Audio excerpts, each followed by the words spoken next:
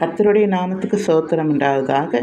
ஒருவர் வேதத்தை தினமும் படிக்கிறார்கள் என்றால் அவர்களை எப்படி கண்டுபிடிக்கிறது என்றால், அவருடைய வேத புஸ்தகம் கையில் இருக்கிற வேத புஸ்தகத்தை பார்த்தாலே கண்டுபிடிச்சிடலாம். அந்த வேத புஸ்தகம் ரொம்ப பழையதாய் அதாவது கசங்கி இருக்கும். அப்போ தான் தெரியும் இவங்க தினமும் வேதம் வாசிக்கிறாங்க. அந்த வேதத்தில் குறிப்புகளாக எழுதுவாங்க சைடில். அவங்களுக்கு பிடிச்சது இந்த இதில் இருந்து இப்போ நான்லாம் என்னுடைய பைபிளில் பார்த்தீங்கன்னா எல்லாத்துலேயும் ஒரு கோடு போட்டு வருவேன். இதுலேருந்து இதில் மெசேஜ் எழுதணும் அப்படின்றது எந்த இதில் இருக்குன்ட்டு பேப்பர் ஒன்று நடுவில் வச்சுட்டு அதில் எழுதுவேன். எப்படி என்னுடைய இதெல்லாம் பார்த்தா கொஞ்சம் கசங்கி இருக்கும். ஸோ அதே மாதிரி படிக்கிறவங்க இதை பார்த்தீங்கன்னா அந்த பைபிளை நீங்கள் அவங்க படிச்சிருக்காங்கன்னு தெரியும்.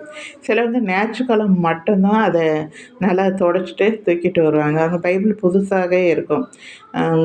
அவங்க வீட்டில் போய் பார்த்தீங்கன்னா பைபிள் எங்கே இருக்குன்னா தேடுவாங்க.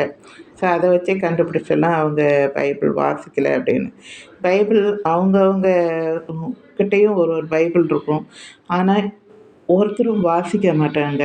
ஸோ பைபிள் வாசிக்காத இடங்கள் நிறைய இருக்குது.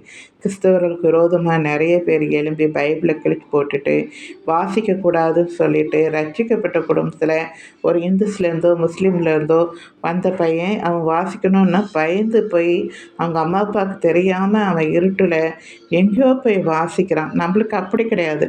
நம்ம சுதந்திரமாக நம்ம வாசிக்கிறதுக்கு ஒரு கிறிஸ்துவ குடும்பத்தில் பிறந்திருக்கோம். இந்த இந்த நமக்கு கிறிஸ்தவர்களுக்கு விரோதமாய் அந்த நாட்டிலேயோ தேசத்துலேயோ நாம் இல்லை.